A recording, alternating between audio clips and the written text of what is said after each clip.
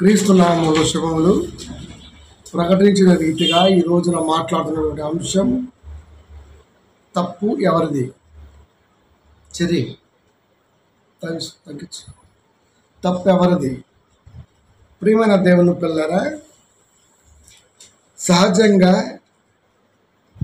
ఒక విషయాన్ని అర్థం చేసుకోలేనప్పుడు విషయానికి ఈ పక్కన ఉన్నవాడు నేను కరెక్ట్గానే ఆలోచించాను, వాళ్ళే అపార్థం చేసుకున్నారు అని వాడు, విషయానికి ఈ పక్కన ఉన్నవాడు కూడా సేమ్ అదే ఫీలింగ్తో ఉంటాడు.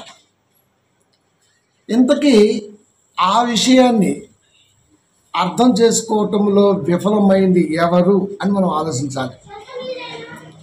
ఇది లోకానుసారమైనటువంటి ఆలోచనతో అయితే మెజారిటీ ఎవరికి ఎక్కువ ఉంటే వాడే విన్నర్. మరి ఆత్మానుసారంగా వస్తే ఒక్కడు నిలబడ్డా వాడే విన్నర్. కాబట్టి క్రైస్తవులు ఎప్పుడూ కూడా బైబిల్ని చాలా జాగ్రత్తగా చూడాలి. ఎందుకంటే ఈ రోజుల్లో బోధనా పద్ధతి కంప్లీట్గా మారిపోయింది. అది అందరూ చెబుతూనే ఉన్నారు సుమా. విచిత్రం ఏంటంటే బోధన మారిపోయింది, బోధన మారిపోయింది, బోధన మారిపోయింది అని. ఇంతకు మార్చింది ఎవడు మరి? అందుకే క్రైస్తవ విశ్వాసులు ఎప్పుడు కూడా బైబిల్ని చదవటం మానేశారు. ఇప్పుడు కాదు, ఎప్పుడో. అందుకని ఎవరు చెప్పినా నిజం అనుకుంటున్నారు. దేవుడి మాటలే కదా, ఏ కాపరి చెప్పినా దేవుడి మాటలే కదా. ఒక ఆయన అంటాడు, నేను దశమ భాగాలు అడుగుతున్నానని చెప్పేసి అందరు నా మీద కూడా ఏడుస్తున్నారు, నేను ఇంతవరకు ఒక్క రూపాయి కూడా వాడుకోలేదు, మిమ్మల్ని ఇవ్వమంటుంది ఎందుకంటే దేవుడు మీకు ఇస్తాడు, అందుకే ఇవ్వమంటున్నానని చెప్పాడు. నిజమే, ఆయన వాడుకోలేదు, మనం కూడా నమ్ముదాం. మరి 1,50,00,000 రూపాయల కారు ఎక్కడిది? ఇప్పుడు దశమ భాగాలు తీసుకోలేనోడు, దేవుడి సొమ్ము తిన్నోడు ఏదో ఒక జాబ్ చేయాలి. జాబ్ చేస్తూ నువ్వు సేవ చేస్తే అది కరెక్ట్గా యాప్ట్ అవుద్ది వినటానికి. మరి 1,50,00,000 రూపాయల కారు ఎక్కడిది? నువ్వు ఉండే 2 కోట్ల రూపాయల ఇల్లు ఎక్కడిది? సర్వీస్కి ఒక డ్రెస్ మారుతూ సూటు 50,000 అబౌవ్, అది ఎక్కడే? పెట్టిన స్పెటిసైడ్ 1,25,000, అది ఎక్కడిది? వేసిన షూయే 50,000 తక్కువ వేయడు, అది ఎక్కడిది? మరి ఏ ఉద్యోగం చేయలేడు కదా. ఒక రకమైన మోసపూరితమైన బోధ వాడు చేస్తున్నాడు. ఇలా అన్ని రకాలుగా ఎవడైన పద్ధతిలో వాడు చేస్తూనే ఉన్నాడు. ఇంతకీ వాక్యం వక్రీకరింపబడుతుందని చెబుతున్నారు కదా.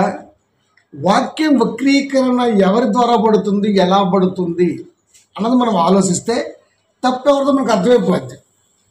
అందుకే దేవుడు చాలాసార్లు బైబిల్లో మాట్లాడుతూ, మీరు వినువారు మాత్రమై ఉండి మిమ్మల్ని మీరు మోసం చేసుకోవద్దు. వినువారు మాత్రమై ఉండి మిమ్మల్ని మీరు మోసం చేసుకోవద్దు.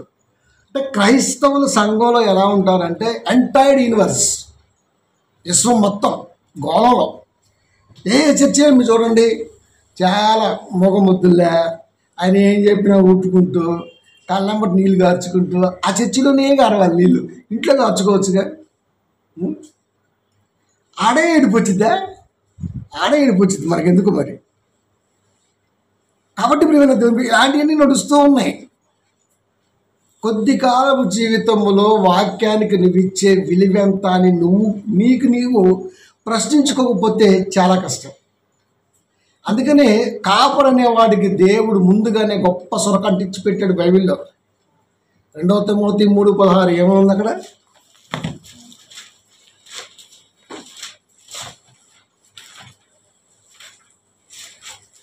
దైవజనుడు సన్నద్ధుడై, అంటే కాపరి మాస్టర్ గారు, ప్రతి సత్కార్యమునకు పూర్ణముగా సిద్ధపడి, అంటే కంప్లీట్గా నువ్వు రెడీ ఫర్ ఫైట్ అనమాట, ట్రూత్ ఫర్ ఫైట్ ఆ టైపులో. దైవావేశము వలన కలిగిన ప్రతి లేఖనమును ఉపదేశించుటకు కాపర్ అనేవాడు every reference must and should ఖచ్చితంగా ఎక్స్ప్లెయిన్ చేయాల్సిందే. అయ్యగారు అనేవాడు, నేను అయ్యగారిని అని చెప్పుకుంటున్నవాడు ఎవడైనా ఏ రెఫరెన్స్నైనా సరే వాడు వర్ణించే స్థితిలో ఉండాలి.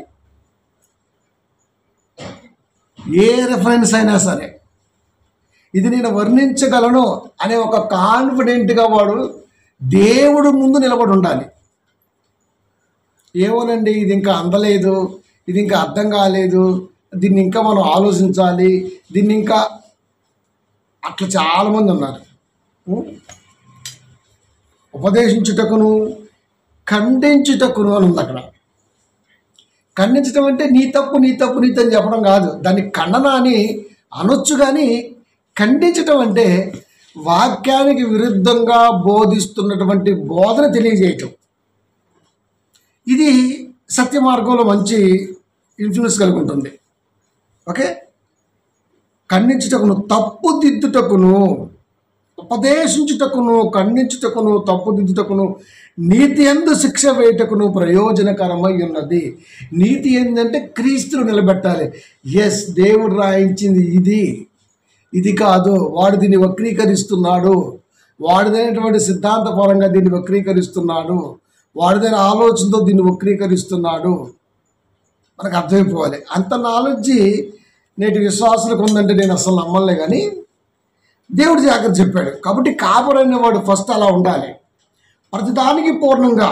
అంటే కాపర్ అనేవాడు క్వాలిఫైడ్ ఫర్ ప్రీచింగ్కి వాడైతే అప్పుడు నమ్మి వస్తున్నటువంటి సంఘానికి వాడు ఏదైనా చెప్పగలడం, లేకపోతే కష్టం అవుతుంది. కాబట్టి దైవజనుడు అనేవాడు, కాపర్ అనేవాడు పూర్ణంగా సిద్ధపడి ఉండాలి. కంప్లీట్గా వాక్యానికి సరెండర్ అయ్యి వాక్యాన్ని మాత్రమే తీసుకెళ్లేవాడిగా ఉండాలి. అప్పుడు ఎలిజిబుల్ అనమాట వాడు. ఎస్, నేను కాపర్ని, దేవుడు నన్ను కాపర్గా ఉంచాడు. లేకపోతే అదే 2 తిమోతి 3:4 చెప్పినట్టుగా కల్పనా కథల వైపు తిరిగి కాలం వస్తుంది, జనులు తమ కొరకు పోగు చేసుకుంటారు. కొంతమంది కలిసి కాపర్ని ఎన్నుకుంటారు. ఇది ఎక్కువగా ఉంది లోకంలో, ఇది ఎక్కువగా ఉంది. మన అందరం ఒక 10 మంది కలిసి మనం ఏనైతే వాళ్ళకి బాగా చెబుతుడు, ఏనైతే బాగా చెబుతుడు అంటే అర్థం ఏంటి తెలుసా? ఆయన ఎప్పుడూ ఏది కూడా ఖండింపుగానో గద్దింపుగానో ఆలోచన ధోరణితో చెప్పడం. ఆ రాజుగారి కథ, ఆ రాణి గారి కథ, ఆ యెజబెల్ కథ, ఆ మిరియాం కథ, అష్టారోతు దేవత ఏం చేసింది, ఆ కథల వైడిగా చెప్తూ ఉంటాడు. దానివల్ల ఆలోచన పెరగదు. దేవుడు దాన్ని రాయించి పెట్టాడు అంటే నేటి కాలంలో దానికి సాదృశ్యంగా ఏదైనా మనసుకు వ్యతిరేకమైనటువంటి విపత్తు ఆలోచన క్రియేట్ చేస్తుందా, జరుగుతుందా అని చెప్పాలి. దానికోసం చెప్పాడు దేవుడు. కానీ అది మిస్ చేస్తాడు. కాబట్టి కథలు, లేకపోతే ఓరక కష్టాలు, బాధలు, ఇరుకులు, ఇబ్బందులు ఎవరికి లేవు చెప్పండి? ఈ రోజున ప్రపంచంలో 750 నుంచి 60 కోట్ల మంది ప్రజల్లో ఒకే ఒక జాతికి నోరు లేదు. అది పశు జాతి, లేకపోతే పురుగు జాతి. మానవ జాతికే నోరు ఉంది, మిగతా వాటికి నోరు లేవు. అవన్నీ బాధలు పడుతున్నాయి. మనదే బాధ అన్నట్టుగా కష్టాలు అంటాడు, కన్నీళ్ళు అంటాడు, బాధలు అంటాడు, ఇబ్బందులు అంటాడు, ఇరుకులు అంటాడు, బతకలేకపోతున్నా అంటాడు. అంటే అన్నీ సక్రమంగా ఉంటే దేవుడా?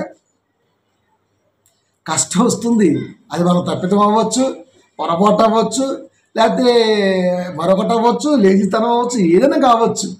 వస్తాయి, అవన్నీ పాసింగ్ క్లౌడ్స్ లాంటివి వచ్చిపోతుంటాయి అంతే తప్ప స్థిరంగా ఉండవు. కానీ ఇక్కడ వెళ్ళిపోతాం మనం. దేవుడు నవ్వుకుంటాడు. శ్రమానుభవమునకు మాదిరిగా పెట్టుకొని మీ పితరులని అన్నాడు దేవుడు. మనకు కాదు, దేవుడు కూడా వచ్చిన కష్టాలు, దేవుడు నమ్మిన పితరులకి వచ్చిన కష్టాలు, క్రైస్తవ్యాన్ని స్థిరపరచడానికి పూనుకున్న అపోస్తలకి వచ్చిన కష్టాలు, సువార్త పరంగా నేటికి సమాజంలో క్రైస్తవులకి కష్టాలు వచ్చాయంటే అస్సలు నేను నమ్మను. సువార్త పరంగా ఎవరికి వచ్చే కష్టాలు మీరు చెప్పండి. ఒకవేళ సువార్త పరంగా వచ్చాయి అంటే వాడు మనకు ఒకటి చెప్తాడు, సువార్తకి వెళ్తే అడ్డుపడ్డారండి. సువార్తకి వెళ్తే ఎవరు అడ్డుపడరండి. వీడు ఖచ్చితంగా ఆడి ఇంటి ముందుకు వెళ్ళి మైకి పెడతాడు, ఆడేదో వాగుతుంటాడు. వేసే రక్షకుడు వీడి చెబితే తప్ప తెలుసుకునే స్థితిలో ఉంది లోకం. వాళ్ళు ఏదో అన్యులు, వాడు బయటకు వచ్చి గొడవ పెడుతున్నాడు. మా ఇంట్లోకి మైకి పెట్టి మేము నమ్ముతున్న దేవీ దేవతలను వక్రీకరించి మాట్లాడుతున్నాం, నువ్వు ఎవడరా నీకు ఏ హక్కు ఉందా అని గొడవ. రోడ్డు మీద తిరిగి మాట్లాడే హక్కు ఉందని నాకు ఈడు క్రైస్తవుడు. ఈ చెత్త బ్యాచ్ ఎక్కువైపోయింది. వీధి సువార్త అంటాం కదా, వీళ్ళంతా చెత్త బ్యాచ్ అనమాట. ఇలా పనే లేదు, ఇంకా సైకిల్ పెట్టుకోవటం, ఏదో పెద్ద కష్టపడుతుంటే బిల్డప్ ఇవ్వటం. ఇప్పుడు సోషల్ మీడియా వచ్చేసింది, ప్లాట్ఫామ్ వేసేసింది లోకం. దాంట్లో నువ్వు ఓపెన్ చేస్తే రకరకాలవి కనబడతాయి. ఇప్పుడు ప్రత్యేకించి దేవుని అవమానపరచాల్సిన అవసరం వచ్చింది. అప్పట్లోనే అంత జాగ్రత్తగా చేశారు సువార్త. ఇప్పుడు ఏది, ఇది ఒక రకంగా మైనస్ అవుతుంది. సో వీళ్ళు అన్నమనుకో సువార్తని స్థిరపరుస్తున్నామండి, తెలియపరుస్తున్నామండి అంటే ఎవరికి తెలియపరుస్తున్నావు? మూలకి యేసు దేవుడని తెలుసు, యేసుక్రీస్తు ఉన్నాడు సంగతి తెలుసు, యేసు లోకరక్షకుడని తెలుసు. ఇప్పుడు నువ్వు చేయాల్సింది ఏంటంటే ఎదుటివాడిని ఇబ్బంది పెట్టకుండా వాడు నమ్ముతున్న ఆ కొద్ది విశ్వాసాన్ని బలపరచడంలో నువ్వు ముందెళ్ళాలి. అది ఫెయిల్యూర్. సో ఇలాంటి బోధనా పద్ధతి ఒక రకంగా ఉంది, ఇలా రకరకాలుగా ఉన్నారు. అందుకనే ఆ పదం రాయించాడు దేవుడు. తప్పు దిద్దుటకు అంటే అక్కడ కాదు తప్పు, బోధనా పద్ధతిలో తప్పు. ఇప్పుడు మనం ఉన్నాం, మనకి మనం ప్రశ్నించుకుంటే నేను దేవుణ్ణి విశ్వసిస్తున్నటువంటి ఈ పీరియడ్లో ఇక్కడ దాకా వచ్చాయంటే దీని వెనకాతలు ఏముంది అని ఆలోచిస్తే, ఒకవేళ బయటికి చెప్పకపోయినా నాకు మేలు జరిగింది కాబట్టి నేను దేవుణ్ణి నమ్ముతున్నా అనేవాళ్ళు ఎక్కువ ఉన్నారు. నాకు ఒకటి క్రియ జరిగింది కాబట్టి నమ్ముతున్నాను అనే బ్యాచ్ ఎక్కువ ఉంది. ఏదైనా కానీ చేసినా చేయకపోయినా పరలోకానికి మార్గం, నా ఆత్మకి ఒక మార్గంగా ఈ మాట ఉన్నది ప్రామాణికంగా అని నమ్మి సాగే వాళ్ళు చాలామంది తక్కువ. మన విశ్వాసం వెనకాల ఏదో బలమైన కారణం ఉంది. కష్టాలు ఉన్నప్పుడు దేవుడు కాపాడాడు, ఒక ప్రమాదం విపత్తు నుంచి దేవుడు నన్ను రక్షించాడు, అందుకే నేను విశ్వసిస్తున్నా అన్న వాళ్ళు ఎక్కువ ఉన్నారు. నేను వాక్యాన్ని నమ్మాను, వాక్యం కొరకు మాత్రమే సంఘంలో ఉంటున్నాను వాళ్ళు చాలామంది తక్కువ ఉన్నారు. అలాంటి బ్యాచ్ కొందరు, ఇంకా కొందరు అయితే వెలుసు విశ్వాసం, దేవుడు అది చేశాడు ఇది చేశాడు సాక్ష్యాలు అనమాట, అది నమ్మి వచ్చేవాళ్ళు ఉన్నారు. ఇన్ని రకాలుగా నమ్మకాల మధ్య సంఘంలో ఉంటున్నప్పుడు దేవుడు ఒక మంచి మాట మాట్లాడాడు, దాన్ని ఇప్పుడు మనం వివరించుకుంటూ పోవాలి. అదే ఈరోజు అంశం. తప్పవరది 1 కొరింథీ 1:22 అపోస్తలుడైన పౌలు కొరింథీ సంఘం ఉత్తరాన్ని రాస్తూ 1వ అధ్యాయం 22వ వచనము.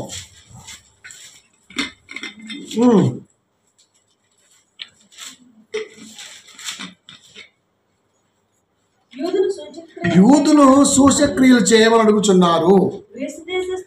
యూదులు యేసుక్రీస్తు వారు యూదులు ఏమని అడుగుతున్నారు తెలుసా? యేసుక్రీస్తు వారిని సూచక్రియ చేస్తే నమ్ముతావు నువ్వు దేవుని కుమారుడు అని. అప్పటిదాకా నువ్వు యేసు మరియు కుమారుడివే. సూచక్రియ చెయ్యి, ఒక అద్భుతం చెయ్యి, అప్పుడు నిజంగా నమ్ముతాం. ఎందుకంటే ఇది దేవుని కుమారుడికే సాధ్యమైద్దే అని నమ్ముతాం. ఏమండి, యూదులు సూచక క్రియలు చేయమని అడుగుచున్నారు. గ్రీసు దేశస్థులు జ్ఞానవంతులు, పైగా కల్పిత కథలు నమ్మే వాళ్ళు. కల్పితాలను బాగా నమ్ముతారు. మన అట్లస్ మీద కూడా భూగోళాన్ని మోసే బొమ్మ ఆ గ్రీసు దేశస్థులే. అదనమాట, ఎవరో మోస్తున్నారు భూమిని, ఆ టైప్ అనమాట. గ్రీసు దేశస్థులు వీళ్ళు జ్ఞానులు, జ్ఞానం వెతుకుచున్నారు. యూదులంటే స్వజనులు, అంటే క్రైస్తవులు. పోని మనము దేవుణ్ణి ఏమడుగుతున్నాం? ఇన్నరగా ఏదైనా అద్భుతం జరిగితే నమ్ముతా. నా జీవితంలో ఒక మెరాకిల్ జరిగింది, మెరాకిల్ అంట దీని పేరు. ఒక మిరాకిల్ జరిగింది, ఒక మహాద్భుతం జరిగింది, అందుకే నమ్మాను. అంటే రెండు రకాలు ఉన్నారు. ఒకడేమో అద్భుతాలు జరిగితే చూసి నమ్మేవాడు, ఇంకొకడేమో జ్ఞానాన్ని ఎతికేవాడు. అద్భుతాలు చూడవలసిన అవసరం లేదు, జ్ఞానాన్ని ఎతకవలసిన అవసరం అంతకంటే లేదు. క్రైస్తవుడు అంటే గుడ్డిగా నమ్మాలి అంతే. దేవుణ్ణి నమ్మటం వల్ల క్రైస్తవుడు గుడ్డిగా ఉండాలి తప్ప, జ్ఞానం అంటే అర్థం ఏంటి?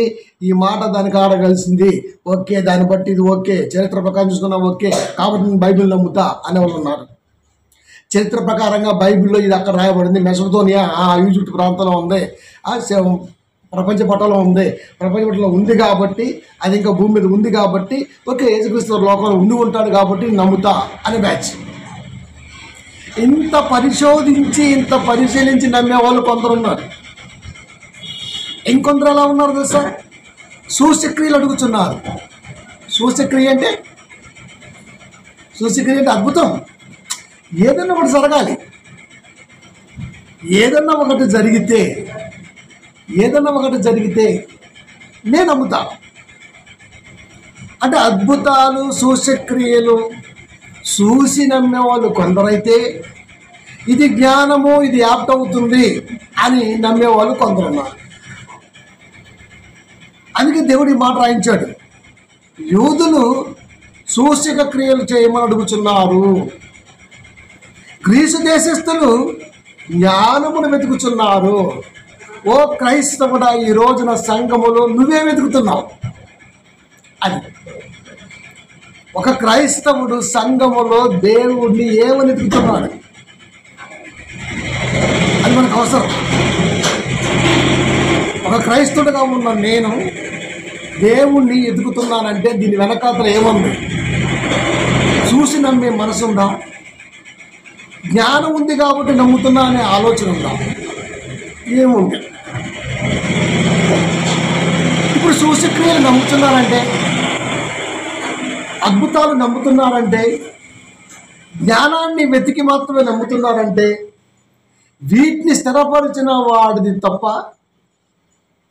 వీటిని స్థిరపరుస్తున్నా గ్రహించలేకుండా ఉన్నటువంటి వారి తప్పెవరిది? సూచక్రియల్లో మనసు ఉంది, సూచక్రియ చేసేవాడు మనసు లొంగిపోయింది మనది. కాబట్టి చేసేవాడికి తప్ప, నమ్మేవాడికి తప్ప. జ్ఞానం ఉందని చెబుతూ బోధించేవాడికి తప్ప, జ్ఞానం ఉంటేనే నమ్ముతాము అనే ఆలోచన స్థిరపరుస్తున్న వాడికి తప్పెవరిది? సూచక్రియలు జరుగుతున్నాయి, నమ్ముతున్నాం. జరుగుతున్నాయి కాబట్టి నమ్ముతున్నాం. ఇక్కడ మనకు తప్పు కనపడలేదు. ఉన్నాయి కాబట్టే కనపడుతున్నాయి. వాడు చెబుతున్నాడు తప్పు కనపడట్లేదు. ఇలా రకరకాల కన్ఫ్యూజన్లో ఉన్నాం మనం. కాబట్టి సూచక్రియలు చేసేవారిని, జ్ఞానాన్ని ఎతికే వారిని అలా స్థిరపరుస్తున్న వారి తప్ప, అలా స్థిరపడ్డ వారి తప్ప. మన విశ్వాసాన్ని వెనక్కి తిరిగి ఆలోచిస్తే ఏది తప్పు, ఏది ఒప్పు, ఎవరి తప్పు? ఏమండి ఆలోచించాలి. యోహాను సువార్త 4వ అధ్యాయము 48వ వచనము.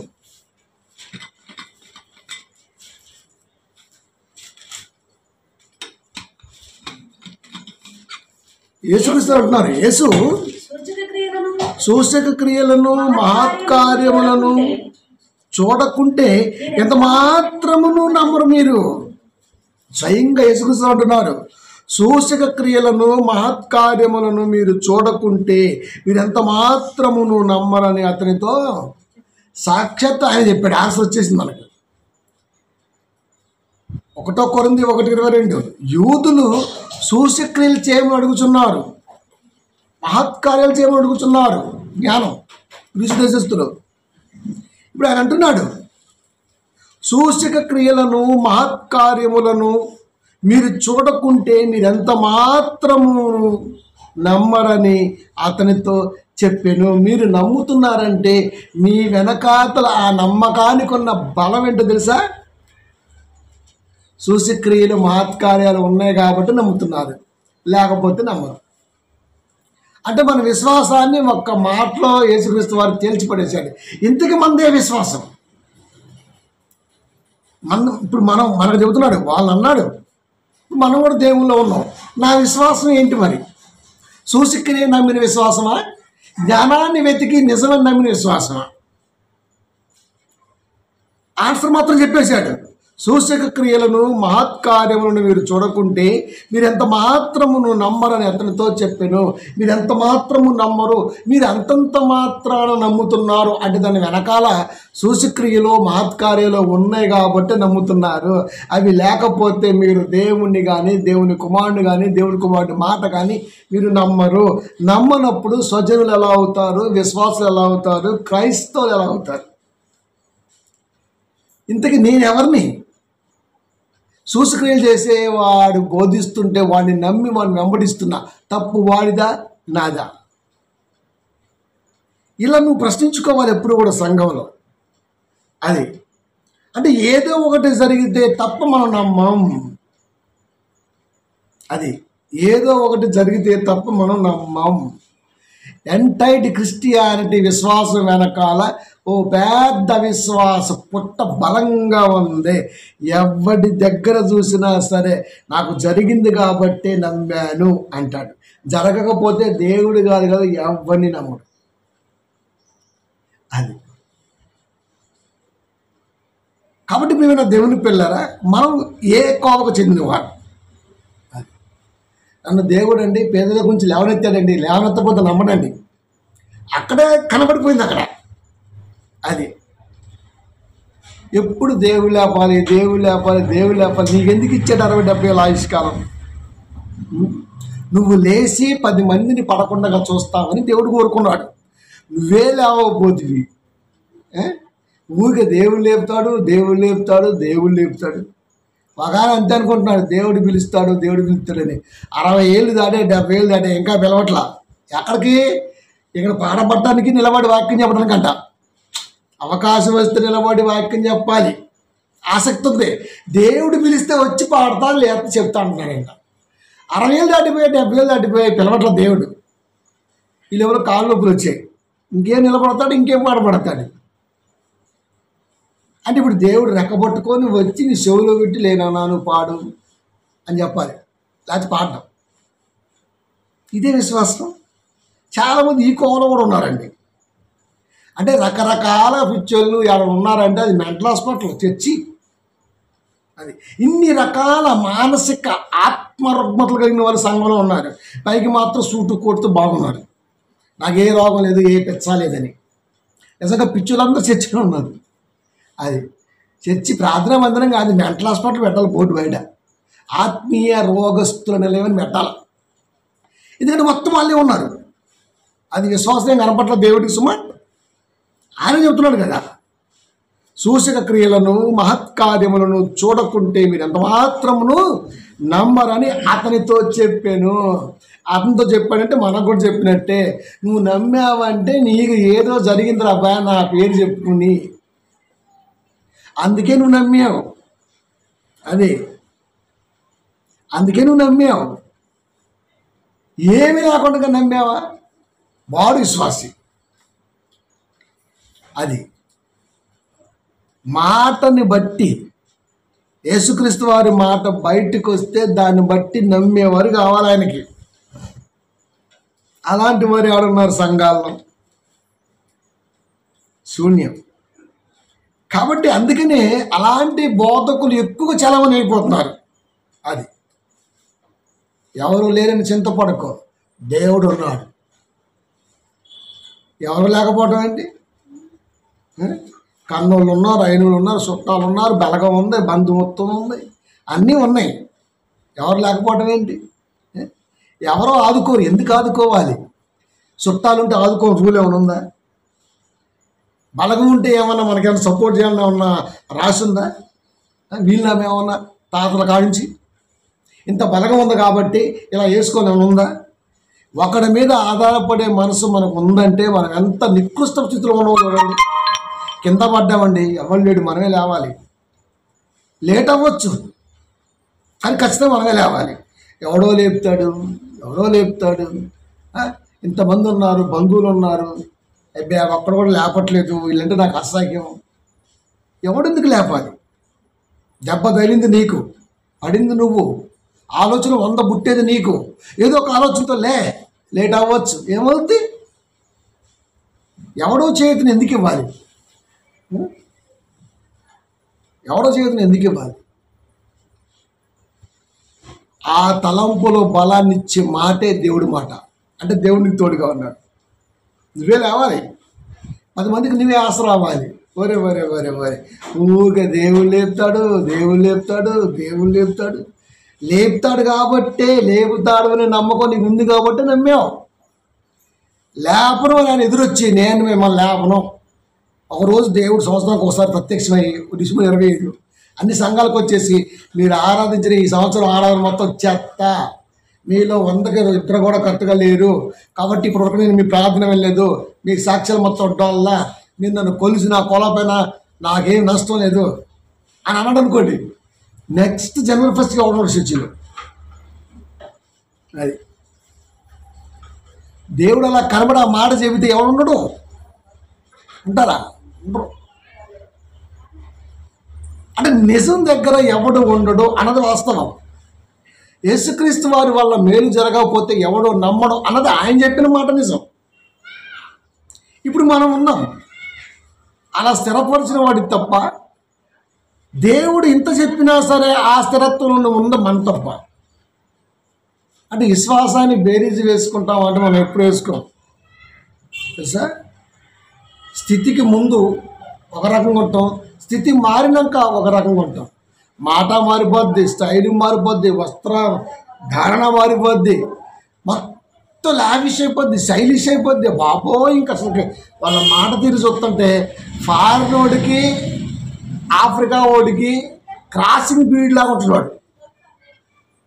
అట్లా మాట్లాడుతుంటారు చాలామంది. అంటే ఫ్యాషనబుల్ అనేది దేవుడికి ఇష్టమా?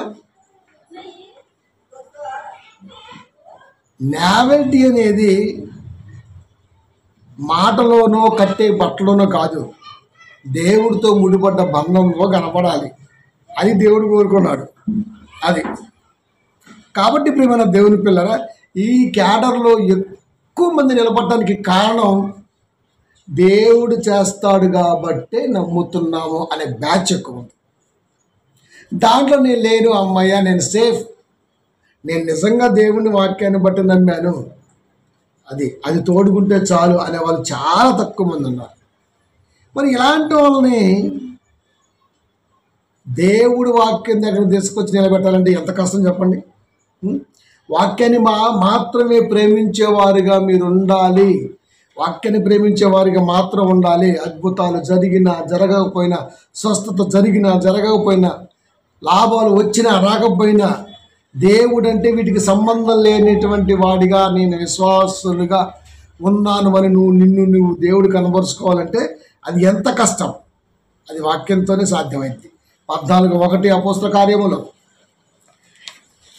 ఈ కొన్నిలో జరిగినదేమనగా, వారు కూడి యూదుల సమాజ మందిరములో ప్రవేశించి తేటగా బోధించినందున అనేకులు యూదులను గ్రీసు దేశస్థులను విశ్వసించిరి.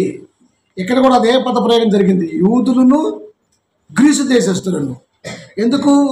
యూదులు సూచక్రియలు చేయమని అడుగుతున్నారు, గ్రీసు దేశస్థులు జ్ఞానాన్ని వెతుకుతున్నారు. ఈ రోజున సంఘములో జ్ఞానాన్ని ఎతికేవారు కొందరున్నారు, సూచక్రియలు అద్భుతాలు జరిగితే నమ్మే వాళ్ళు కొందరున్నారు. అంటే యూదులు గ్రీసు దేశస్థులు ఆ వంశసారం అలాగే మనలో కొనసాగుతుంది.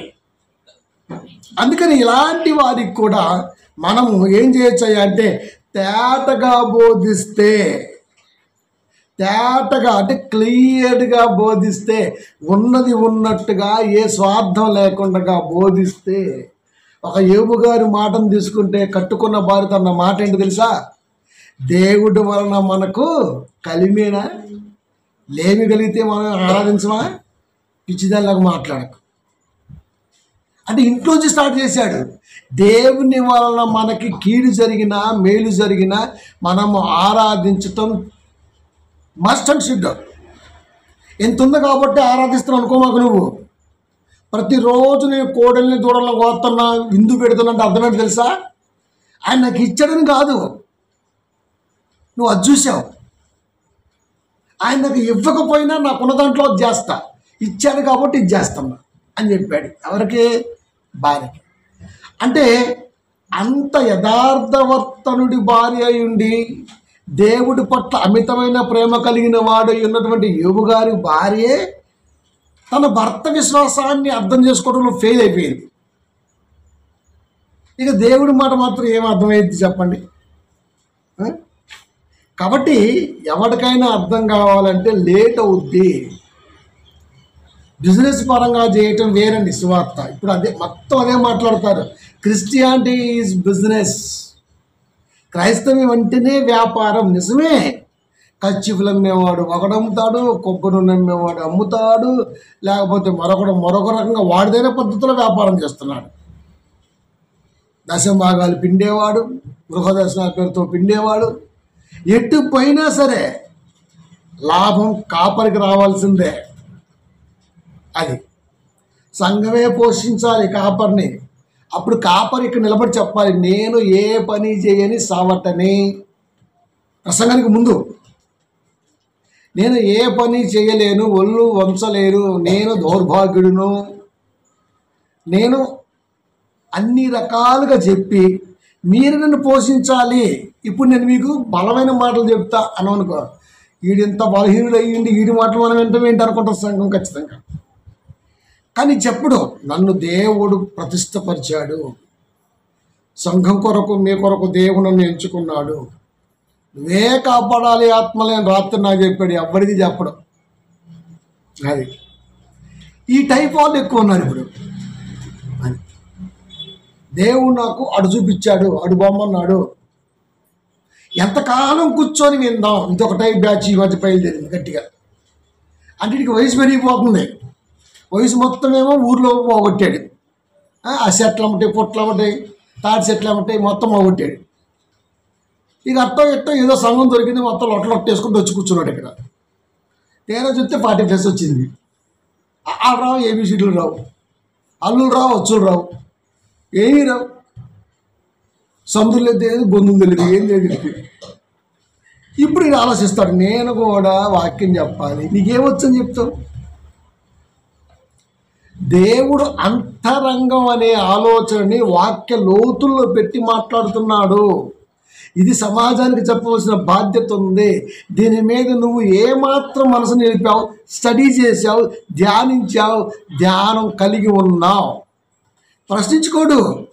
అదే అవకాశం అయితే సింపేస్తా. ఏంది ఇది పేపరా? ఈ బ్యాచ్ ఎక్కువైపోయింది ఇప్పుడు.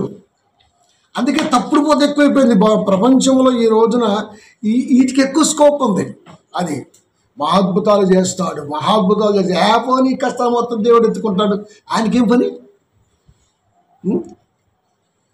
ఆయనకేం పని?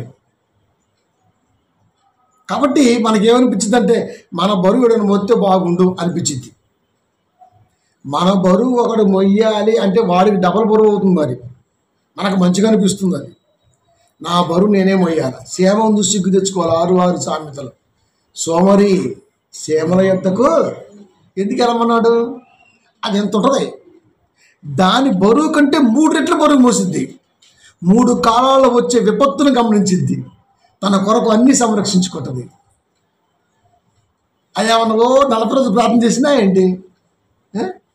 తుఫాను వస్తే పైన మట్టి అలా పేర్చిందంతే, తన హోల్లోకి నీళ్ళు రానిది. ఎండాకాలం సమకూర్చుకుంటుంది, చలికాలం సమకూర్చుకుంటుంది, వానాకాలం బయటికి రాకపోయారు. ఎందుకంటే నీళ్ళు అన్ని చోట్ల ఉండిపోతాయి. మరి 4 అంగళాల నీళ్ళు ఎత్తేనే ఇల్లు కొట్టకపోతాయి. అలాంటిది భూమి నీళ్ళు ఉండిపోతాయి. ఎక్కడెక్కడ శివ పుట్లు ఉండేది తెలియదు మనకి. అయినా సరే ఆ హోల్లోకి నీళ్ళు వెళ్ళకుండా తను తెచ్చుకున్నటువంటి ఫుడ్ 3 నెలల పాటు తినడానికి ముందుగానే పెట్టుకుంటుంది. అది చిన్న ప్రాణి. ఎవడిచ్చాడు జ్ఞానం?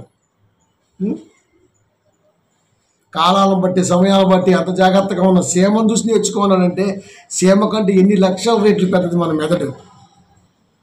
ఆలోచించండి. కనుక దీని మీద మనం ఏమంత శ్రద్ధ కలిగి ఉన్నాం? నేను నిలబడి చెప్పానంటే అక్కడ స్కాలర్స్ ఉండొచ్చు, పండితులు ఉండొచ్చు, మేధావులు ఉండొచ్చు, బైబిల్ మీద పట్టున్న వాళ్ళు ఉండొచ్చు, బైబిల్ అంటే అమితమైన ప్రేమ గల వాళ్ళు ఉండొచ్చు. ఇలాంటి వాళ్ళందరినీ కూడా నేను ఆలోచింపజేయాలి నా ప్రసంగం ద్వారా. అంటే నాకున్నటువంటి స్కిల్ ఏంటి, నాకున్నటువంటి క్యాపబిలిటీ ఏంటి, నాకున్నటువంటి ధైర్యం ఏంటి అని ఆలోచిస్తాడంటే ఒకసారి పాస్టర్ మీటింగ్ పిలిచాడు, వెళ్ళాం. ఆయన చదువుతున్నాడు. పాస్టర్ మీటింగ్లో ఎవరుంటారు తెలుసా మీకు? ఎవరుంటారు? పాస్టర్లే ఉంటారు. అది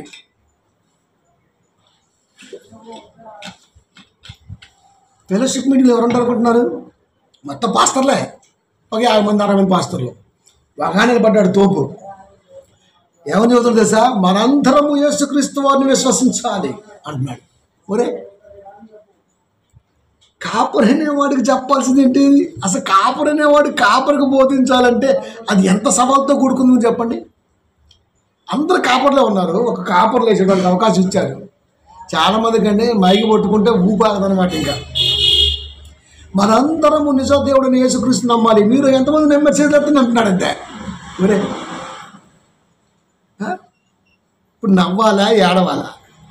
వీడికి మైకి ఎందుకు ఇచ్చావరా అని చెప్పి తిట్టుకోవాలా? ఏదైనా దేవుడి దగ్గర కౌంట్ అయిపోద్ది.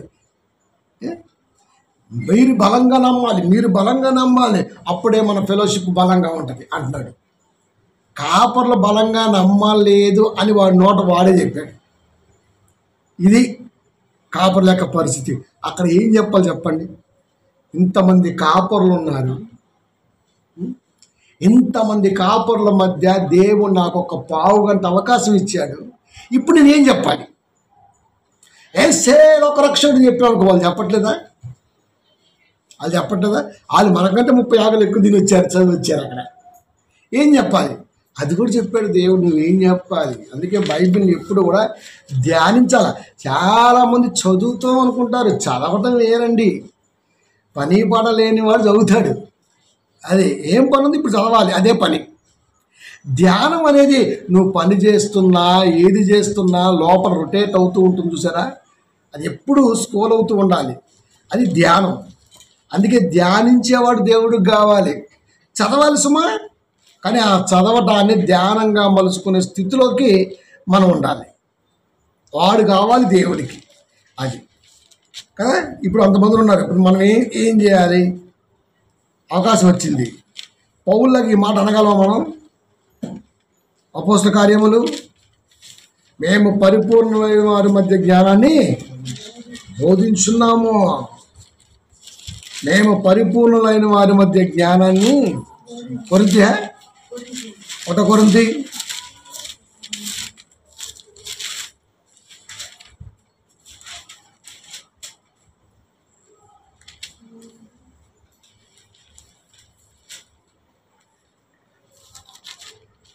పౌలు గారు అంటున్న మాట చూడండి. 2:6, 1 కొరింథీ 2:6, పరిపూర్ణులైన వారి మధ్య జ్ఞానాన్ని. అదండి ఎంత గొప్ప మంచి మాట. పరిపూర్ణులైన వారి మధ్య జ్ఞానాన్ని. ఇప్పుడు ఉన్నటువంటి వారందరూ కాపర్లు, పరిపూర్ణులు అనుకుంటున్న వారు, వారి మధ్య జ్ఞానాన్ని బోధిస్తున్నాం.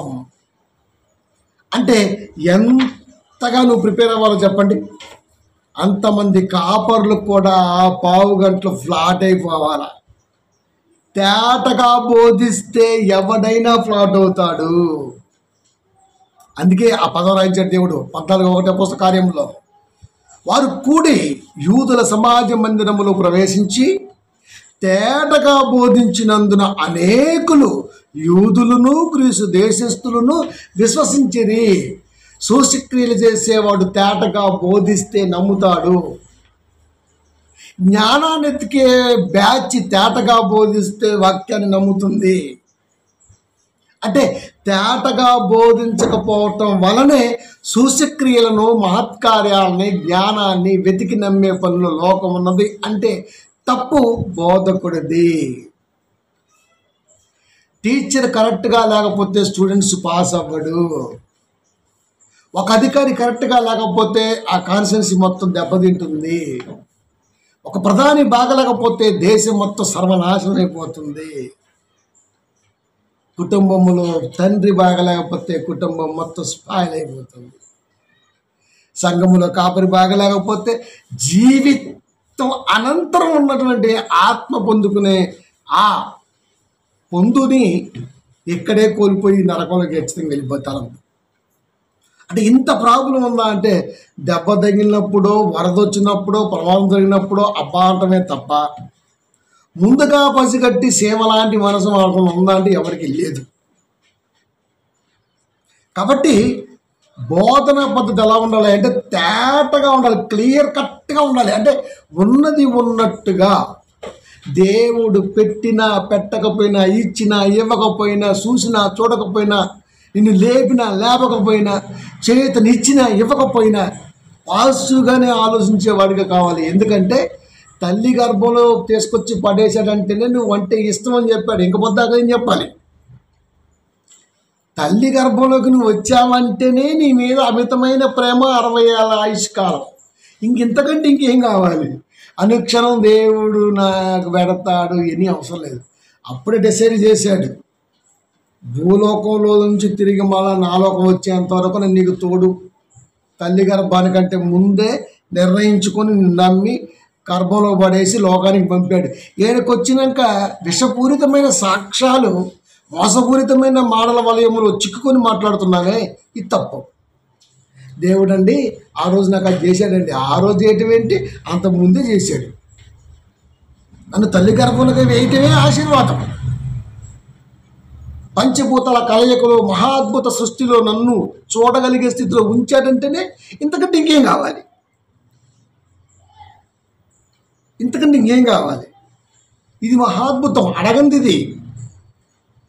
అడిగితే దేవుడు ఏదైనా ఇస్తాడు, అడగక ముందే ఇచ్చాడు. దానికి ఆన్సర్ లేదు మన దగ్గర. అందుకే మీరు నమ్మండి, పెద్దగా దేవుడిని నేను ఏం అడగనండి. నా వ్యక్తిగత ప్రార్థన కూడా ఏం అడగను తెలుసా? ఎప్పుడో అస్సలకి మ్యాక్సిమం అడగను. అది 90% అడగను నేను. అడుగుడే మీకు ఏమడను, జ్ఞానాన్ని. అది గుర్తుపెట్టుకోండి. ఇది కాదు, ఏదైనా సమస్య వస్తే ఆలోచిస్తాను, లేదా కొద్దిగా ఏదైనా మనిషిగా టెన్షన్ పడతాను, కానీ వెంటనే ఆలోచిస్తాను. ఆలోచన నుంచి ఖచ్చితంగా దేవుడు ఏదో ఒక ఆలోచన పుట్టిస్తాడు. అంతే. అప్పుడు అనిపించింది, ఈ 2 రోజులు కూడా ఆలోచించిన ఆలోచన అంతా వేస్ట్ అయిపోయింది కదా అనిపించింది. అంటే దేవుడు వదులుతాడంటే వదలడం, ఆ నమ్మకం ఉంటే చాలు మనకి. అది లేట్ అవుద్దేమో,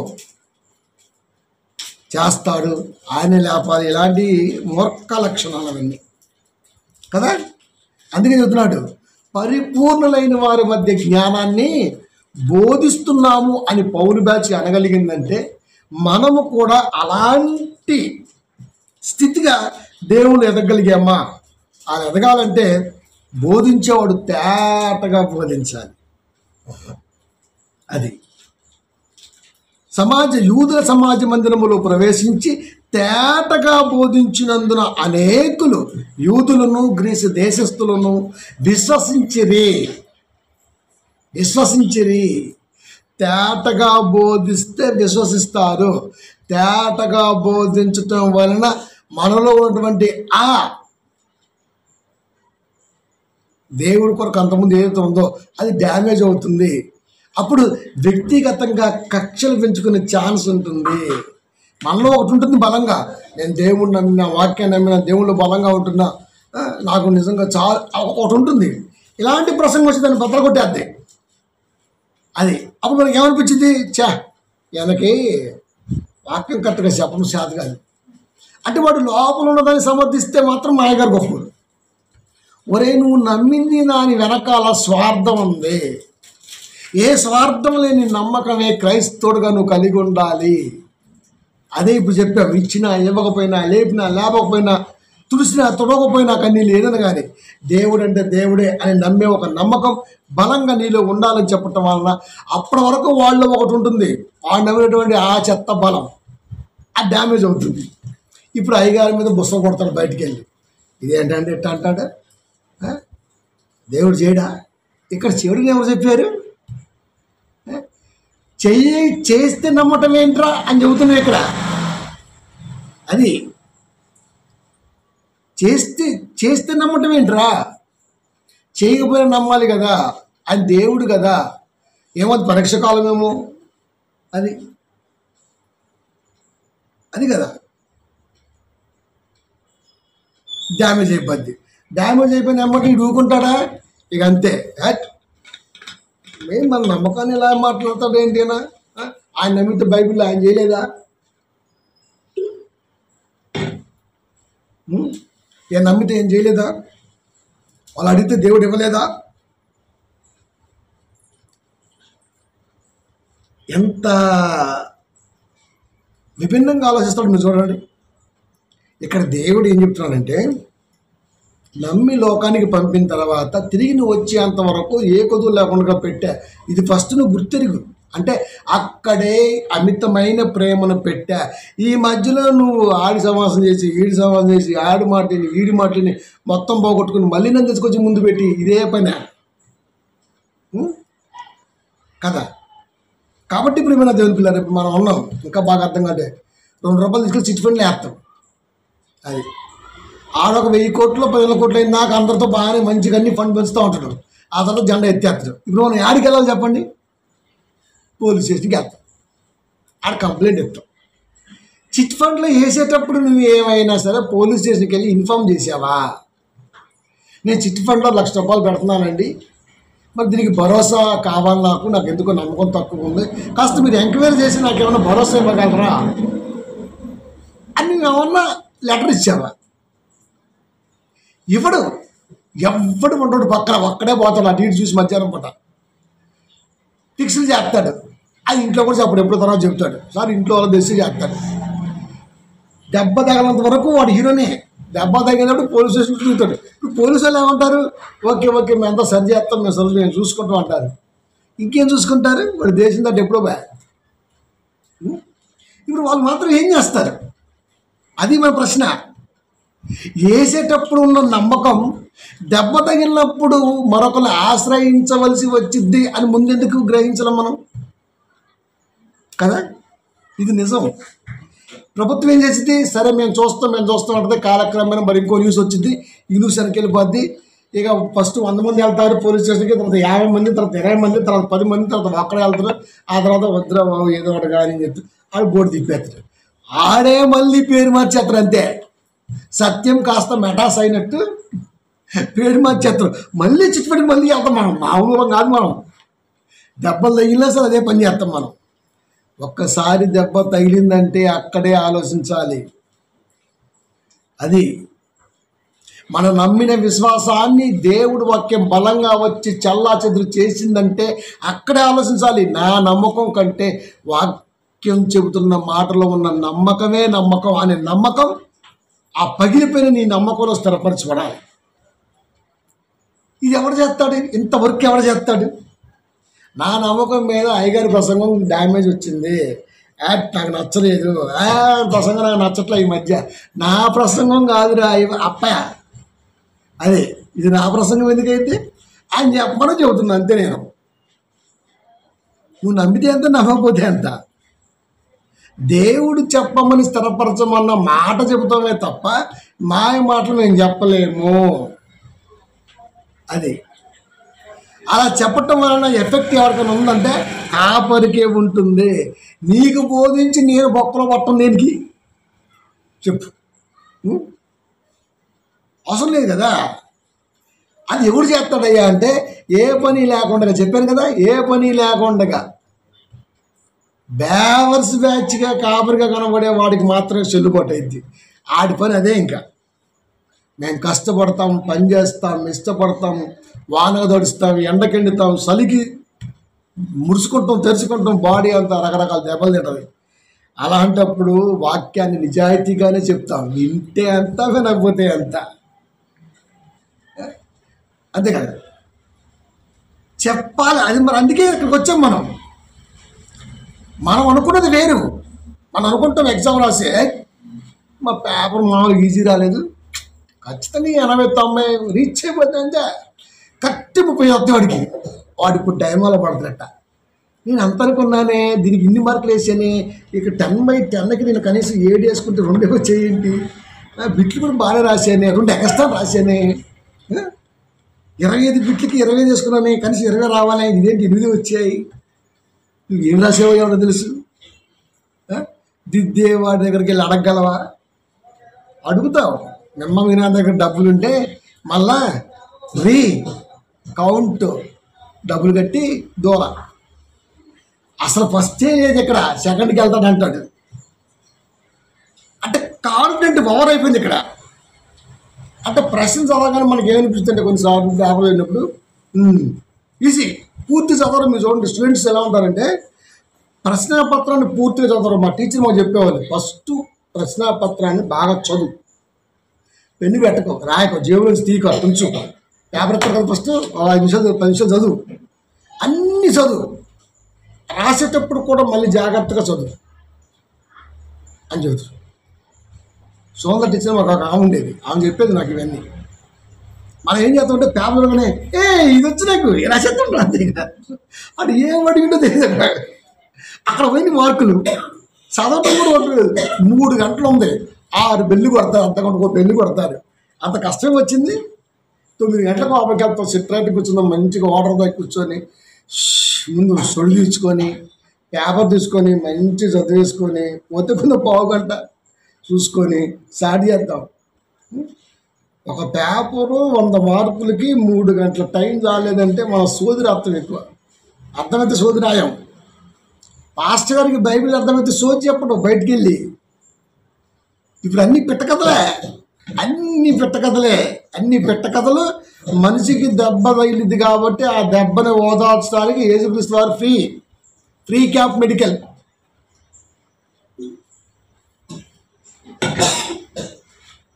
చర్చి అంటే అర్థం ఏంటి? Medical free camp. అదే మెడికల్ ఫ్రీ క్యాంపు, ఆ టైపు చర్చి. వచ్చే వాళ్ళందరూ వాళ్ళే ఉంటారు. చూడండి, మీరు చర్చికి వచ్చే వాళ్ళందరూ ఏదో ఒక సమస్యతో వచ్చేవాళ్ళు ఉంటారు. మనకి ఏమనిపించింది అంటే సమస్యలు తీసుకొని దేవుడి కాడికి పోతే తీరతాయి అనుకుంటాం మనం. లేదు, సమస్యకి నీ విశ్వాసానికి సంబంధమే లేదు. సమస్య నీకు దూలకి తెచ్చావు, నీ విశ్వాసం వాక్యంతో ముడిపోవడం ఉంది. దూలకి వాక్యానికి ఏ సంబంధం? ఒక సమస్య వచ్చింది, అది నీ దూల. అది చర్చికి వచ్చావు, విశ్వాసం వాక్యంతో ముడిపోవడం ఉంది. సమస్యకి విశ్వాసానికి సంబంధం ఏముంది అసలు? అంటే సమస్య లేకపోతే దేవుడి కాడికి నువ్వు రావు, సమస్యలు ఉంటేనే వస్తాయి. సమస్యల పరీక్ష ఎన్ని మాట్లాడుతూ ఉంటావు. అసలు సమస్యకి మూలం ఎక్కడా? నా అతి. ఈ అతి లేకపోతే ఈ రోజు చర్చిలో నేను ఫ్రీగా ఉండేవాడినే. అతి అంటుకుంది కాబట్టే మనకి ఇక్కడ ఇది కదా మనకు కావాల్సింది. మనమేమో సమస్యల దగ్గర దేవుళ్ళు పెట్టేస్తుంటాం. ప్రభువా తీర్చు. ఎలా? ఈ విశ్వాసం ఎప్పటికీ సచ్చినాకిలాగా ఉంటుందండి బాబు, గుర్తుపెట్టుకోండి. దాని విశ్వాసం అనరు. అందుకే వాళ్ళు ఏం చేశారా అంటే ఆ కల్పిత కథలు నమ్మే వాళ్ళని, మహత్కాలు నమ్మే వాళ్ళని నమ్మొద్దు అని చెప్పట్ల, వాళ్ళు తేటగా బోధిస్తున్నారు. అప్పుడు నీ నమ్మకం మీద తేటతనం అనేది సమ్మెట దెబ్బేస్తుంది కనుక తేలిపోతుంది అంతే. మహత్కార్యాలు జరిగితే ఎంత, జరగపోతే ఎంత, అద్భుతం జరిగితే ఎంత, జరగపోతే ఎంత, జ్ఞానం ఉంటే ఎంత, లేకపోతే ఎంత, దేవుణ్ణి నమ్మటం అంటే నమ్మటమే అనే స్థితికి తీసుకొచ్చారు. అది బోధ, అది బోధ, అది బోధ. అలా నమ్మేవారు, అలా నమ్మకంగా బోధించేవారు కావాలి దేవుడికి. అలాంటి వాడు ఆడున్నాడు. ఏ సంఘంలో పెట్టినా అంత గాలి బోధనే. వాళ్ళు ఒకటి 2 రోజులు కాదు అలా బోధించింది. చూడండి, 19:10 అపోస్తల కార్యములు. 2 ఏండ్ల వరకు ఇలాగున జరిగిన గనుక యూదులేమి, గ్రీసు దేశస్థులేమి, ఆసియాలో కాపురమున్న వారందరూ ప్రభువు వాక్యము వినిరి అని ఉంది. అక్కడ 2 సంవత్సరాలు పట్టింది. ఆసియా అంతటా, ఆసియా అంటే ఆసియా ఖండం కాదు, అదొక ప్రాంతం, అదొక పట్టణం. బైబిల్ ఆసియా ఉండగానే ఆసియా ఖండం అనుకోవడానికి వీల్లేదు, పేర్లు కలిసినంత మాత్రం అది కాదు.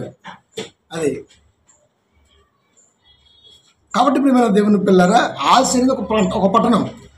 ఆ పట్టణములో ఇలాంటి యూదులు, గ్రీసు దేశస్థులు, మహత్కార్యాలు, అద్భుతాలు, జ్ఞానాన్ని వెతికే ఈ బ్యాచ్ మధ్య 2 సంవత్సరాల పాటు తేటగా బోధించడం వలన అనేకులు ప్రభు వాక్యం విన్నారు.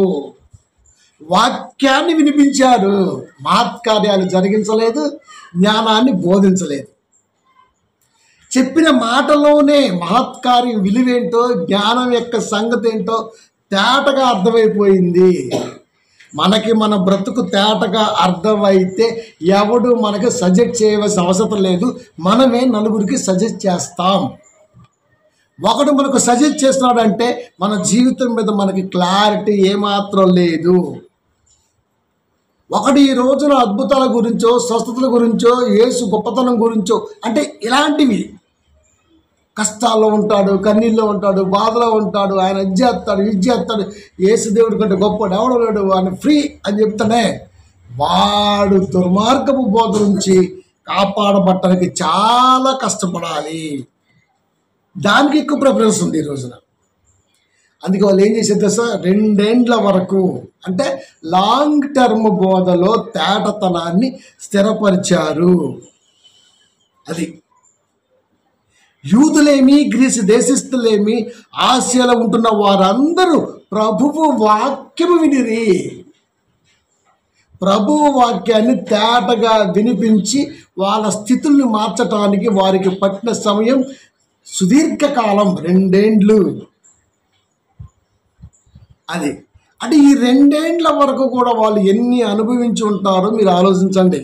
మాటలు, సూటిపోటి మాటలు, బాధలు, బెల్లపు పోట్లు ఇన్ని ఉంటాయి, ఎన్నైనా ఉండొచ్చు. అంటే ఒక వ్యక్తి కరెక్ట్ వేలో నిలబడాలంటే తేటగా బోధించే కాపరి సమూహం కావాలి. వాక్యాన్ని వాక్యంగా వివరించేవాడు మాత్రమే కావాలి. అది విశ్వాసం. ఆ విశ్వాసం ఎప్పటికీ చెక్కు చెదరదు. ఇప్పుడు సువార్తనే ఎందుకు తీసుకెళ్ళాలి? సహజంగా దేవుడు అనగానే సమాజానికి ఏముంటున్నాయి అంటే, మనమే కాదు బయట అన్యులు కూడా, వాళ్ళు నమ్మే దేవీ దేవతలు కూడా వాళ్ళు ఏం చేస్తారయ్యా అంటే చెట్లకి కొబ్బరికాయలు కడతారు, లేకపోతే దారాలు కడతారు, లేకపోతే ఉట్లు కడతారు, లేకపోతే ఏదో మొక్కుబళ్ళు మొక్కుంటారు. మళ్ళీ వచ్చే సంవత్సరం వస్తారు, అవి చూస్తారు, ఈ లోపల ఏదైనా జరిగితే ఇంకా డబల్ చేస్తారు.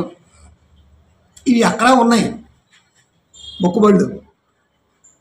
వచ్చే ఈ పాటికి నాకు నా ఇంట్లో ఈ మేలు జరిగితే నీకు దత్త బంగారు పుయ్యాల మొక్కులు. కానీ క్రైస్తవుడికి, క్రైస్తవేతరుడి యొక్క విశ్వాసానికి అసలు ఏమాత్రం సారూప్యం ఉండకూడదు. వాడి విశ్వాసము నా విశ్వాసముతో ఏకీభవించకూడదు.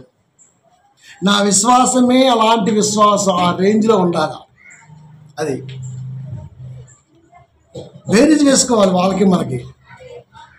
వాళ్ళు నమ్మిన దేవీ దేవతలకి, మనం నమ్ముతున్న దేవుడికి, నమ్మిన వాక్యానికి, వాళ్ళ విశ్వాసానికి, వాళ్ళ నమ్మకానికి, మన విశ్వాసానికి, మన నమ్మకానికి ఏదైనా సరే పొంతన ఉంది అంటే ఉండకూడదు. అది వాళ్ళు నమ్మిన విశ్వాసానికి, నా విశ్వాసానికి మధ్య పొంతనే ఉండకూడదు. అంటే డిఫరెంట్ మోడ్లో ఉండాలి క్రైస్తవ యొక్క విశ్వాసం. వాడు నిజమైన విశ్వాసి. అది వాళ్ళు నమ్మితే కొబ్బరికాయ కొడతాడు, ఈయన నమ్మితే ప్రార్థన చేసుకుంటాడు. ఆడు పూజారికి దక్షిణ వేస్తాడు, ఈడు పాస్టర్ గారికి సందా వేస్తాడు. ఈక్వలే కదా. వాళ్ళ గుళ్ళోకి బియ్యం, కందిపప్పులు ఇస్తాడు, ఈడు గుళ్ళకి కోడిగుడ్లు, కోడిపెట్టలు తెస్తాడు ఈడు కూడా. అది ఈక్వలే కదా. ఇంకేముంది? ఆ విశ్వాసం ఈ విశ్వాసం మధ్య ఉన్నటువంటి తేడా ఏముంది? ఇంకా అది కాదు. అందుకనే సజీవ యాగముగా మీ శరీరములను సమర్పించుడి అనగలం. ఇవి ఈటి ఈజీ, కానీ వీటివే కష్టం. అది కాబట్టి ప్రియమైన దేవుని పిల్లారా, ఎదుటివాడి విశ్వాసంతో మనం విశ్వాసం పోల్చుకుంటే దరిదాపుల్లో కూడా వాడు ఉండకూడదు, మనం అందకూడదు. అది నమ్మకం. అలా నమ్మకం కలగాలంటే ఏమీ ఆశించని కాపరి కావాలి, తేటగా బోధించే కాపరి బ్యాచ్లు కావాలి. ఇలాంటి వారు ఎందరున్నా, ఎలాంటి వారు అద్భుతాలు మాత్కాలు నమ్మేవాళ్ళు ఎందరున్నా తేటగా బోధిస్తే మారతారు అని దేవుడు చెప్పాడు. అంటే వీళ్ళు మారతారు అంటే మారకుండా చేస్తున్న బోధకుడిది తప్పు అన్నాడు దేవుడు. ఇప్పుడు టోటల్గా తప్పేటి వెళ్ళిపోతుంది, పాస్ట్కి వెళ్ళిపోతుంది.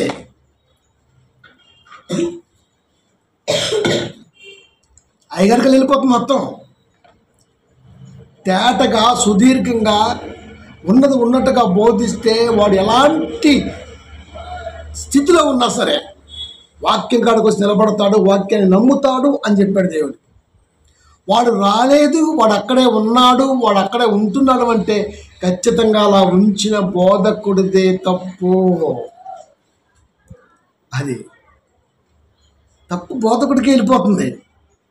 మీరు బోధకులు కాకుండానే మరీ కఠినమైన తీర్పు అంటే అయ్యగారు అనే వాడికి డబల్ ఉంటుంది, గుర్తుపెట్టుకోండి. అది నమ్ముతున్న వాడిది కాదు సుమా, అక్కడే ఉంచిన నీది. జ్ఞానాన్ని ఎతుకుతున్న వాడిది కాదు సుమా, అక్కడే ఉంటున్న నీది. ఎక్కడో గ్రీసు దేశం నుండి వచ్చాడు, ఎవరు తెలుసా? వైద్యుడైన లూకా. జ్ఞానాన్ని వెతికి ఆ జ్ఞానాన్ని లోకానికి వాక్యాన్ని వెతికే అంత గొప్పగా ఓ తెయిఫిలా అన్న పదంతో రాశాడు ఆ రోజున ఓ పెద్ద ఆయనకి. యేసుక్రీస్తు గురించి మాట్లాడుతున్నటువంటి ఆ లోక మాటలో చారిత్రక ఆధారాలలో ఉన్నటువంటి దేవుని మాట జ్ఞానం కనపడింది. అప్పుడు జ్ఞానాన్ని ఎదుర్కోవాల్సిన అవసరం లేదు, ఆన్సర్ వచ్చేస్తుంది అక్కడ అంతే. అంత జాగ్రత్తగా చరిత్రని జ్ఞానంతో ముడిపెట్టి వాక్యాన్ని వినిపించాడు ఒకనాటి గ్రీసు దేశస్థుడు లోక. ఇంకా జ్ఞానం ఎదిగే పని ఎక్కడుంది? జ్ఞానము పొంగ చెయ్యి. మాకు జ్ఞానం ఉంది. చాలామంది అనుకుంటారు జ్ఞానం అంటే అర్థం ఏంటంటే ఇగో ఈ వాక్యం ఎలా ఉంది, ఈ వాక్యం ఎలా ఉంది అని చెప్పి టకటకటని చెప్పేస్తుంటారు. కొంతమంది డిఫరెన్సెస్ చేస్తుంటారు అంతే. అది జ్ఞానం కాదు. జ్ఞానం అంటే అప్పటి వరకు వాడిలో ఉన్నటువంటి తలంపుని దేవుడు అంతరంగ స్వభావంతో ఉన్నటువంటి ఆలోచన గల వాక్యాన్ని కొడితే నీ తలంపు బద్దలైపోవాలా, నీ జ్ఞానం వెనక్కి వెళ్ళిపోవాలా. అలాంటి మాటలే ఇంత గొప్పగా దేవుడు మన కొరకు రాయించాడు. అది కాబట్టి ప్రియమైన దేవుని పిల్లారా, 2 ఏళ్ల వరకు అంటే సంవత్సరాలు కాదు, సుదీర్ఘంగా బోధిస్తే ఏ కాపురైనా వారి వారి సంఘాలలో వాక్యాన్ని సుదీర్ఘంగా తేటగా బోధిస్తే అప్పటి వరకు విశ్వాసులు ఉన్నటువంటి ఆ తలంపు ఏదైతే ఉందో మాకు దేవుడు చేస్తాడు, దేవుడు ఇస్తాడు, దేవుడు మాకు తోడు, మేము పిలిస్తే వస్తాడు, ఇలాంటివి ఉన్నాయి, అవన్నీ పోతాయి. ఒక అధికారిగా ఉన్న దేవుడికి మనం ఎప్పుడు సరెండరమే, అంటే దాసులమే, అంటే తగ్గింపుతో ఉంటాడు, జాగ్రత్తగా ఉంటాడు, అవసరం కొలత మాత్రమే అడుగులేస్తాడు. అప్పుడు దెబ్బలు తగలటం కాదు కదా, తగులుతాయి అన్న ఆలోచన కూడా వాడిలో ఉండొద్దు. అది కదా దేవుడు కోరుకుంది. అంత క్లియర్ కట్ మైండ్ కావాలని వాక్యం ద్వారా దేవుడు కోరుకుంటే వీడేమో ఆడదిరిగిరా. కొరింథీ పత్రికలో ఒక మాట ఉంటుంది, జారత్వమునకు దూరముగా పారిపోవాడు. 6వ అధ్యాయము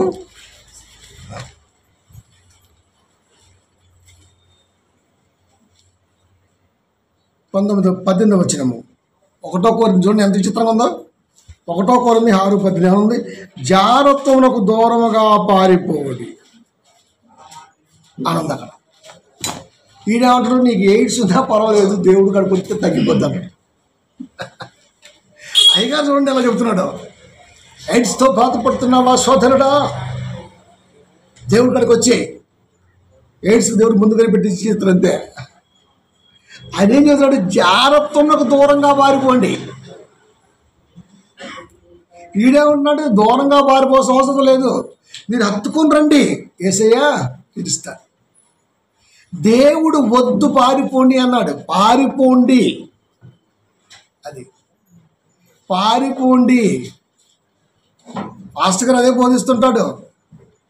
ఎలాంటి స్థితిలో ఉన్నా సరే, నీకు ఎలాంటి రోగం ఉన్నా సరే, ఎయిడ్స్తో బాధపడి డైరెక్ట్ చెప్పేస్తాడు అంతే. ఇంకా యేసయ్య నిన్ను స్వస్థపరుస్తాడు. ఆయన చేతికి నీ ఎయిడ్స్ పెద్ద లెక్కే కాదు. అంటే ఇప్పుడు భరోసా ఇస్తున్నావా మిగతా వారికి? అదే కదా, దూరంగా ఉండమన్నాడు దేవుడు, దగ్గరగా రమ్మంటున్నాడు ఈ బోధక జీవుడు. పైగా దేవుడి మాట అది కూడా మళ్ళా అది దేవుడే ఆదరిస్తాడు, దేవుడే కనుకరిస్తాడు, ఆయన తన స్వహస్తాలతో ముట్టి స్వస్థపరుస్తాడు, ఆయన నిలువెత్తు నిన్ను అభిషేకిస్తాడు. ఇవన్నీ దేవుడి మాటలే. దూరంగా వెళ్ళమన్న మాట గొప్పదా, తీసుకొచ్చుకొని దగ్గర పెట్టుకొని దేవుడు ఇంత గొప్పోడు అని చెప్పే మాట గొప్పదా అంటే రెండవ మాటే గొప్పది మనిషికి. ఎందుకంటే వాడికి ఇదే ఇష్టం కాబట్టి. ఇలాంటి బోధకులు ఎక్కువైపోయారు. అందుకే వాళ్ళకి ఎక్కువ జైలు కొడుతుంటారు. నువ్వు జైలు కొట్టించుకో, ఎవరు కొట్టించుకో, బతుకున్నప్పుడే జై, ఆ తను సచ్చావంటే నాయ్, నువ్వు ఎవడో కూడా తెలీదు. కాబట్టి మనుషులను సంతోషపెట్టే బోధ ఎప్పటికీ చేయరాదు. అది 1:16 రోమా లాస్ట్ మాట. సువార్తను ఎందుకు తీసుకెళ్ళాలంటే, సువార్తను గూర్చి నేను సిగ్గుపడేవాడిని కాను. ఎలా అనగా సువార్తను తీసుకెళ్ళాలంటే, సువార్తను తీసుకెళ్ళటం, నిజం చెప్పటం వలన అవమానాలు, బాధలు ఏదైనా ఎదురవ్వచ్చు, కానీ నేను సిగ్గుపడను. అది సువార్తను సిగ్గుపడటం అంటే అర్థం ఏంటి? ఇప్పుడు సువార్త విషయంలో సిగ్గుపడటం అంటే అర్థం ఏంటి? నేను సిగ్గుపడేవాడిని కాను అంటే ఉన్నది ఉన్నట్టుగా చెప్పి వాస్తవాన్ని సమాజంలో స్థిరపరిచే విధానంలో నేను ఏమాత్రం కూడా సిగ్గు లేకుండానే బోధిస్తాను. అంటే అంత ఓపెన్ టాప్గా బోధిస్తా. ఎలా అనగా, నమ్ము ప్రతివానికి, ఎవడైతే నమ్ముతాడో ప్రతివానికి, మొదట యూదునికి ముందు మొదటి యూదుడు ఎందుకన్నాడు? స్వజనుడు వాడే కాబట్టి. గ్రీసు దేశస్థుడు జ్ఞానం వెతికేవాడు కాబట్టి. రక్షణ కలగజేయటకు నమ్మే నీకు, మొదట యూదునికి, ఆ తర్వాత గ్రీసు దేశస్థుడు వాడికి రక్షణ కలగజేయాలి. అది దేవుని శక్తి అయి ఉన్నది. వాక్యం అనేది దేవుని శక్తి. ఆ దేవుని శక్తిని బలహీనమైన తలంపులు గల మనసుల మీద పెట్టడానికి నా బోధనలో ఏ మాత్రము సిగ్గుపడకుండా బోధిస్తా. ఇది చెప్పొచ్చా, ఇది చెప్పకూడదని ఏమీ లేదు. ఇది ఖచ్చితంగా చెప్పే తీరతా. ఆడు నమ్ముతుడా నమ్మడా ఇన్ని పక్కన పెట్టు. దేవుని శక్తిని నిర్వీర్యము చేయను. వాక్యము తేటగా బోధించి స్థిరపరుస్తా. అది అలాంటి విషయంలో సిగ్గుపడను అని చెప్పాడు దేవుడు. సిగ్గుపడనివ్వను అని చెప్పాడు. కాబట్టి ప్రియమైన దేవుని పిల్లారా, చాలామంది కాపర్లు నేర్చుకోవాల్సింది ఉందంటే అది వాక్యాన్ని ఉన్నది ఉన్నట్టుగా బోధించటంలో కంప్లీట్గా ఫెయిల్ అయిపోయారు. ఇది చెబితే ఏమన్నా అనుకుంటారేమో, ఇలా చెబితే ఏమన్నా బాధపడతారేమో. అది మరి అలాంటప్పుడు ఇంక సంఘం ఎందుకు? ఇంకా దేవుడి మాట ఎందుకు? ఇంకా అది సంఘం ఎందుకు? దేవుడి మాట ఎందుకు? ఇంకా సంఘం అంటేనే దేవుడి మాట బలంగా నిలబెట్టేది, నీ మనసుల్లో స్థిరపరిచేది అని అర్థం. దానికోసమే రావాలి మనం. కాబట్టి నా విశ్వాసం వెనకాల నమ్మినటువంటి విశ్వాసం ఏమీ లేదు. నేను దేవుణ్ణి సూచక్రియల ద్వారానో మాత్కారాల ద్వారానో జ్ఞానము కావాలనో మరొకటి ఆశించో యాశించో రాలేదు. నేను వచ్చింది నా ఆత్మీయ జీవితంలో నా ఆత్మక్షోభ గురి కాకుండా వాక్యాన్ని కొరకు మాత్రమే. ఇందుట్లో కష్టం, నష్టం, బాధ, ఎరుకు, ఇబ్బంది, అటు ఇటు బోలెడు ఉండొచ్చు, అది సెకండరీ. ఇంత బలంగా నువ్వు రాగలగాలి దేవుడి కాడికి అని చెప్పాడు. ఇంత బలవంతులు క్రైస్తవులు అయితే ఇంకెంత బాగుంటుందండి. సంఘము ప్రార్థిస్తే సంఖ్యలే, అది బలం. సంఖ్యలు తెగిపోవటం కొరకు సంఘం ప్రార్థించాలి. అక్కడ సంఘం ప్రార్థిస్తే సంఖ్యలు తెగిపోయాయి. వాళ్ళ ప్రార్థన సంఖ్యలు తెగాలని కాదు, అక్కడ వాళ్ళ ప్రార్థన ఎంత బలమైందో చెబుతున్నాడు. వాళ్ళు ప్రార్థిస్తే గోడలు బద్దలయ్యాయి. ప్రభు ఆ గోడ బద్దలను కాక అని ప్రార్థించలా, వాళ్ళు ప్రార్థిస్తే గోడలు బద్దలయ్యాయి. అది వాళ్ళు ప్రార్థిస్తే సంఖ్యలు తెగిపోయాయి, బొండాలు ఇరిగిపోయాయి. బొండాలు ఇరిగిపోవటం కొరకు ప్రార్థన చేయలా, వాళ్ళు ప్రార్థన చేశారంతే. అది ప్రభు నా చేతి బొండాలు బద్దలవును కాక అని చేయలా, వాళ్ళు ప్రార్థన చేసుకున్నారు. కష్టంలో నష్టంలో బాధలో నేను ఎడవనటువంటి విశ్వాసం ఇచ్చావు దేవా అని ప్రార్థన చేస్తుంటే ఆ ప్రార్థనలో ఉన్న వైపుకి బద్దలైపోయాయి. మనం ఈ రోజున రివర్స్, అది బద్దలవడం వరకు ప్రార్థన చేస్తాం, అవి బద్దలవం. అది కాబట్టి ప్రేమైన దేవుని పిల్లారా, అదే అంటే మళ్ళీ మోసే అక్కడికి వెళ్ళిపోతాం. మోసే సముద్రం వైపు కర్రెత్తి ప్రార్థన చేస్తే గోడ, ఇప్పుడు నువ్వు ప్రార్థన చేయి మరి. అది అవసరం, ఆనాడు ఐగుప్తీలకి అది అవసరం, ఫరో సైన్యానికి అవసరం, ప్రపంచ మానవాళి రాబోతున్న వారికి అవసరం.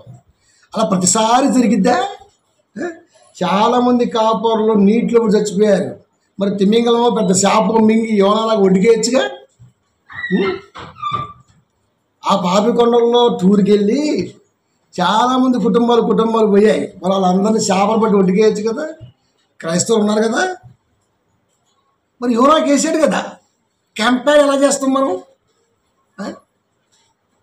నువ్వు టూర్కి వెళ్ళి సుడిగుండంలో చిక్కుకొని నీటిలో పడితే ప్రభా నాకు శాపం పంపి ప్రభా, ఇప్పుడు నేను ఒడ్డుకు రావాలి ప్రభా అంటావా? కంపేర్ ఉందా? కాబట్టి ప్రియమైన దేవుని పిల్లరా, దేవుడి మాటకి మన విశ్వాసానికి చెబుతున్న మాటను బట్టి కంపేర్ చేసుకోవాల్సిన బాధ్యత ఎంతైనా ఉంది. అలాంటి బోధనా పద్ధతి లేదు కనుకనే ఖచ్చితంగా కాపరనే వాడికి దేవుడు రేపు మడతెట్టేస్తాడంతే. అది కొద్ది కాలం బ్రతకడానికి వంచన బోధతో ఏ కాపరైతే ఉంటాడో వాడికి ఖచ్చితంగా సరే మొంత మసాలా పడిపోద్ది అంతే. కాబట్టి తప్పు. ఈ రోజున సమాజంలో ఆ యాంగిల్ని నమ్ముతున్నారంటే ఆ యాంగిల్ బోధన స్థిరపరుస్తున్న బోధకుడు తప్పు, వాక్యాన్ని స్థిరపరచని బోధకుడు తప్పు, తేటగా బోధించని బోధకుడు తప్పు. నిజంగా ఇంత జాగ్రత్తగా బోధిస్తే వాడేంటి ఎవడైనా మారతాడు.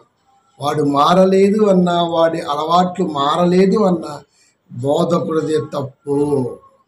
కాబట్టి కంప్లీట్గా ఈ శాపమో ఈ పాపమో ఈ భారమో బోధకుడి మీదకి వెళ్ళిపోద్ది.